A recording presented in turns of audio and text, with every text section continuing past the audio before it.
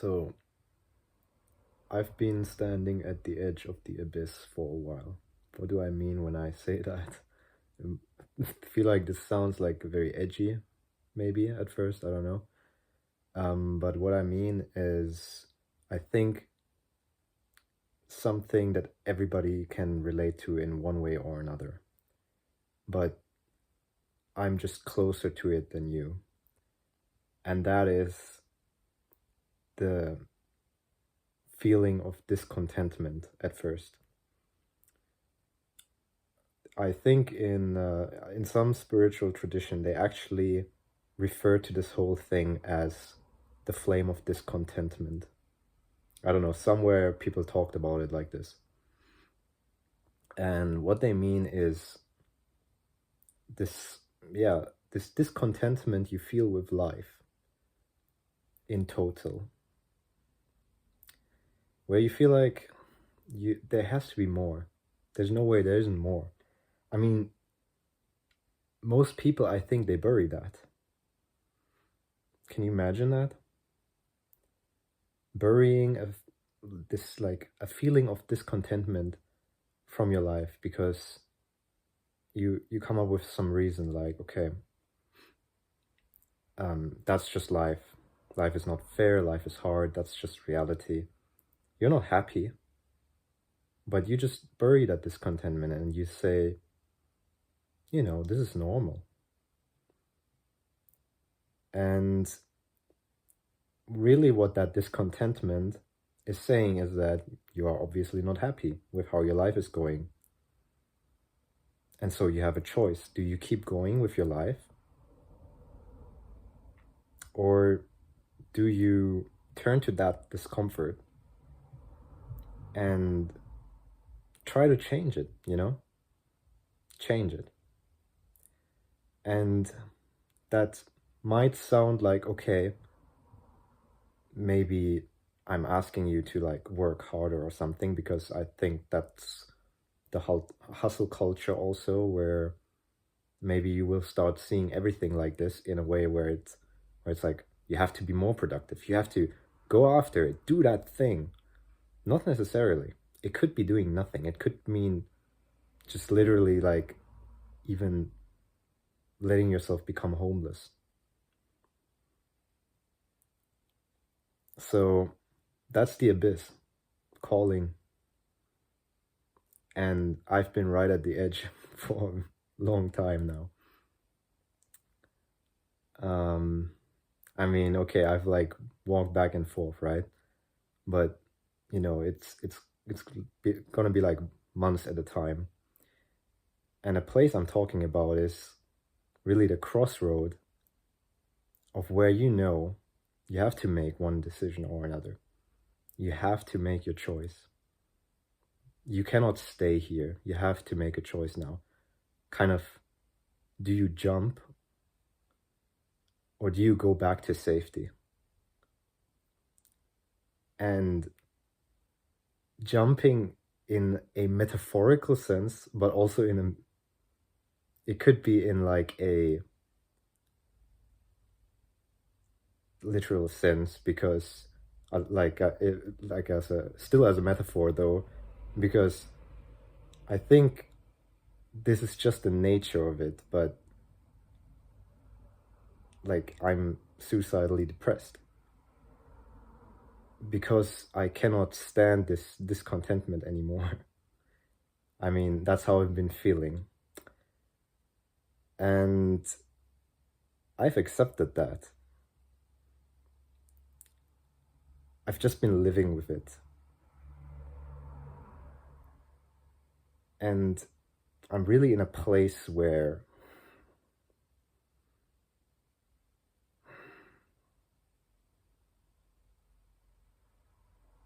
it's hard to put it into words, but it's like there's no way, even though I do what I know I should do,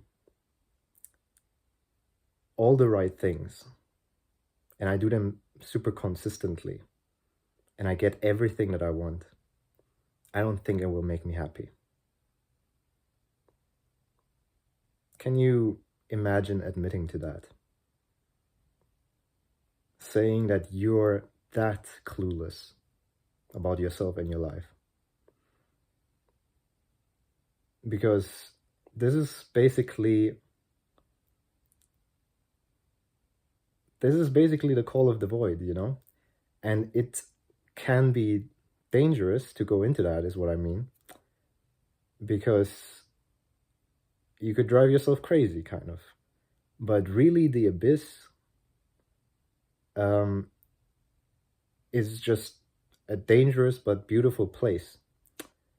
And it's something we really all crave. And that's the whole allure. That's why you would be at the edge like me. I mean, I guess my problem is exactly that. I'm standing at the edge, and that's why I'm like completely going crazy with fear. I mean, there's obviously not really any danger to me right now specifically. I mean, okay, I have some financial problems, but everything is cool. I mean, everything is cool. Like I'm not in debt or anything. Okay. I'm getting by. I have enough food. There's no worries. Nothing. But it's not really a comfortable place to be for life. So it's like, okay, you have to make a change. You have to do something different, because in the long term, this is not going to work. This is not going to work. And for me, it's kind of like the finances that drive me to kind of make that change, to change something. And like kind of, I mean, I maybe this is the same for everyone in a sense of the pressure in life, you know? For me, the money just represents the pressure of life, really. You have to do something, you know? You have to do something. Always this, you have to do something. So what I'm saying is, I've been rather unhappy with this constant call for you have to do something, rather than I want to do this now. You know, freedom. Can you believe it? What I found is that we are all afraid of freedom, actually. Like the truest freedom, we are all terribly afraid of that. I'm fucking terrified of it. And that's why I'm standing at the edge of the abyss. And I can just see that I need to jump. And it's driving me crazy. Like, I'm already at the brink of suicide, right? And I know I need to jump. And I'm not talking about the literal jumping. I mean jumping into the new way of life, right? So it's just kind of funny to me that it works that way. Like when you're that aware of the edge, it's like you can imagine the abyss to be like an illusion in a way, right? Just like death, maybe. Maybe death is an illusion. I wouldn't know, because I haven't been dead, or like at least not in this life. Like I wouldn't know. How would I know? But all we know is that, you know, death happens to you. It's like the cliff.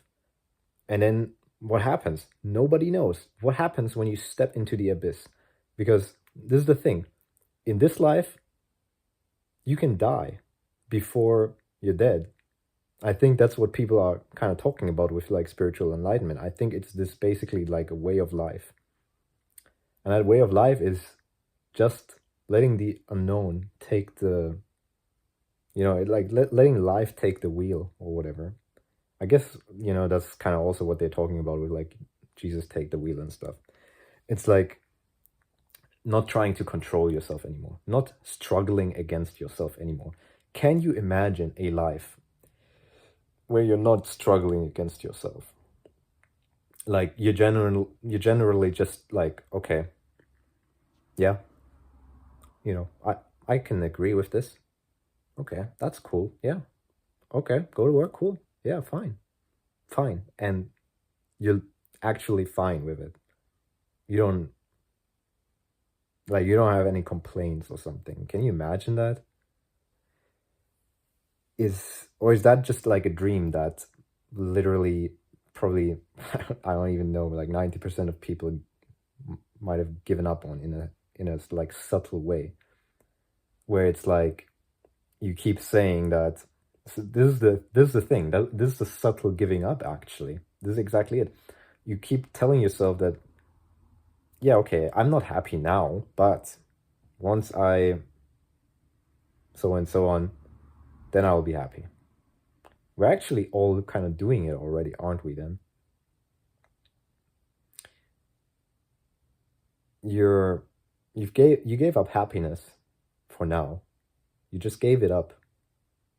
But you're saying, okay, once this thing happens, once I get this thing or this person, then I will be happy. But I've been there, done that, and I wasn't happy. I mean, I was fucking happy on one side because I finally had what I wanted. But still this discontentment was there. And yeah, just knowing that I don't want to live like this anymore. But it's ironic because you don't even have to change anything. You literally do not actually have to change anything that what you're doing. You can you can keep going exactly as you are. It's not about what you're doing or what you're not doing. It's just the attitude where you're not struggling against yourself anymore. You're like, you just know yourself. It's not even like, I couldn't say that it's, oh, you feel like doing something, so you just do it. No, you could feel like doing one thing and then think, oh, I shouldn't do that thing. And then you could just be there and like, okay, I feel like, let's say, eating this thing, but I know it's unhealthy. That's what I think, you know? Is there a problem now? It feels like there is a problem. So unhappy. Like, I'm not unhappy about this, you know, like a small thing like that. But the concept, right? Think about that. You think one thing, I should do this, and you kind of force yourself that way, but actually you want to do something else.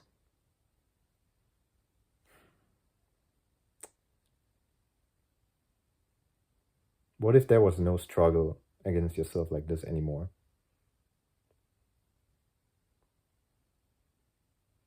In every way, this is like not a physical action, but just a kind of mental process or whatever you want to call it. And maybe it is just replacing all judgment with curiosity. That's probably the best way to get there, most quickest. But I mean, actually, that's probably the inevitable way to do it. That's probably the only way at the end of the day. Like, unless you don't actually do that, I think that's what it comes down to, you know? That's why they teach you Vipassana and they're like, okay, just try to see everything as it is. Try to see everything as it is. That's what they keep telling you in Vipassana, you know? Scan your body and try to just see it. Try to just see that. Like, just try to feel the sensations and try to do anything about them. Why? Probably because they're trying to get you into the state of mind where you're not judging, but just being curious. Think about how it feels to dream. Like, I don't know about you, but in my dream, I just watch everything. Like, it literally doesn't matter if I don't often have nightmares, but I swear to you, I had, like, the last nightmares that I had or whatever, it would be like, I don't know, I'm at a haunted house or something, right? And then there's some guy with a chainsaw coming or something like really fucking scary like that, you know? But even though I was fucking sleeping and I was completely unaware, at the same time, I somehow knew that it was a dream deep down. And so I was just annoyed. Like, I was just annoyed at being scared or like exhausted because I don't know what I was doing, if I was like running away at that time or if I was fighting him or something. But that's how it felt. Like that's my emotional experience in nightmare. I'm like, oh, what the hell? I could be resting right now. Like I could be having like a nice relaxed dream. What is this now? Like that's so weird, right? But yeah, that was how I felt in the dream. And like, I don't know. I remember that until now, you know? So I don't usually have nightmares, I guess because of this attitude. But um like, is it just me, or do you also feel like this when you're dreaming? You're not resisting anything, right? Like, it might be the dream might be fucking weird, or it might be like it makes no sense, or um whatever, you know, like whatever dream you have, you're just going along with it. You're like you're not questioning anything. I mean, and that's not exactly what it's about when I'm saying. So that's the difference, I guess, right? That's the difference between the sleeping and waking state. Questioning. So at the beginning, you might be like just going along with everything in life, and then you become unhappy until a point where you start to question everything, and then that's eventually what leads you to the abyss, which is the way back to the other side, where you're going along with everything again. Ain't that the best explanation? Like, this is the yin and yang, you know? That's what I think, at least. Like, don't even like I get pissed. I'm really pissed actually. I'm kind of, or like I should say, I'm triggered these days when I watch some spiritual video or something, and somebody talks about some stuff and explains this thing, and it sounds like really deep and really profound, and there's nothing. Like, I don't get it. What is he talking about? What the fuck is he talking about? You know, I don't know what the fuck he's talking about. And so you feel like you're missing something. Like, don't do that. Don't do that to me. Don't think that, oh, I must know something and you don't know and you cannot know. And that's a trap. That's the big trap. Like, and I feel like this is not called out enough. But I know probably it's just done in ignorance on both parts. Like, you know, both the viewer and the creator of the video. Where, you know, I get I get kind of pissed because my expectations were like obviously to learn something, but then I didn't learn anything. And at the same time they are like telling me, oh, it's right here, it's so simple, but then they keep explaining and keep explaining and keep explaining. So it's like, is it simple now or not, you know? Is it simple or not? What the hell? Make up your mind. Like, I don't know, telling me one time like I don't have to do anything, but then at the same time all these instructions. And I think that's just what it comes down to, you know, like just going back to curiosity rather than judgment.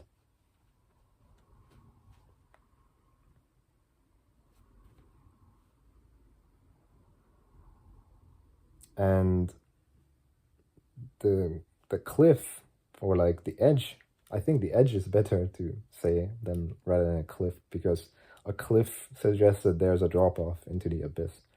But maybe the edge doesn't mean there's a cliff into the abyss. That's what I'm saying.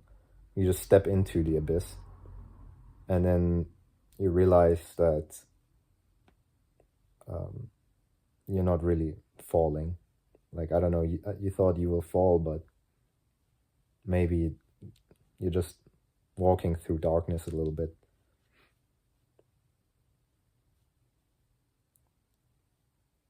And yeah, I mean, we're in this, the normal mode of operation is that we are just on surveillance, right? We're monitoring what's going on in our life, making sure that nothing goes wrong. And of course, there's nothing wrong with that, and it's even necessary. But if you're doing that mentally at all times, you know, to yourself, it's not even about managing your life in any way that is necessary. but you're just monitoring yourself in every little way. You're micromanaging yourself. Oh, this is like, I don't even want to say making it like, I don't want to make examples like, oh, I shouldn't eat this, I shouldn't eat that. Yeah, it is like, yes, it's true that if you overeat, then it's not good, obviously. And it's true, and it's not good to eat junk food. But the funny thing is that you're just stuffing yourself with all this negative shit because you're trying to cope. Because it's so fucking stressful to keep up with this constant self micromanagement. That's the truth. Like, literally, a guy gets drunk and becomes homeless, right? Like, whatever it might be. Somebody is just addicted to alcohol, right? Staying with that example. And his whole life is falling apart or whatever. But then people blame the alcohol addiction. It's like, no, the alcohol addiction is a symptom. It's not the cause. Like, the guy knows that drinking is bad for him, but he keeps doing it. He knows exactly that if he drinks, he will just throw up again and have to go to the hospital again, maybe, right? But there's something worse than that. So why are we talking about the alcohol, you know? And this is the thing, like, humanity has no fucking compassion. And it's every day, it's driving me crazy, you know? Always acting like, never giving the benefit of the doubt. And I mean, it's also kind of funny because if somebody is angry at you, you get triggered and you get angry back. And I'm not a fucking Buddha. I also get pissed when I'm being treated unfairly. But then I remember that, wait a minute, if somebody is pissed at me, why do I need to be pissed? Like, that doesn't even make sense, you know? Why? So, or like, if somebody is treating me unfairly, that's not my lapse of judgment, that's their lapse of judgment. Why am I getting angry? Like, or like, why am I getting vindictive? And if I'm like, you know, I point it out to them and they get angry again, it's like, okay, well, it's not really me who's being emotionally immature. It's them. So why should I get all bothered about it, you know? It doesn't even make sense. You know what I'm saying? Of course, if you're, I mean, you know, like, maybe that kind of energy is just unpleasant to be around. So there is nothing wrong with cutting those people off. And then maybe it bothers you because you feel like you have to be around those people. Like, you don't have a choice. Like, maybe they're family or they're your coworkers and you don't want to quit your job or something. But okay, like, yeah, is it a secret that life isn't perfect? Of course, there's still like these fucking things. If you search for a perfect life, then I guess you'll never find it. But if you just see that you will just kind of suffer no matter what. Like, nothing you have to do in order to suffer. It's free. It's free. Like, you didn't have to do anything to deserve it. It's just free, you know, it's just given to you. So, I don't know, it's not yours. It doesn't have anything to do with you. It's nothing personal. It's just, yeah, we all got to do our best. What can you say, you know? Shit, in a way, really isn't easy. Can't pretend to solve all of life's and humanity's problems with like one teaching or something in a way. But maybe you could actually, if everybody understood it. Maybe you could. Yeah.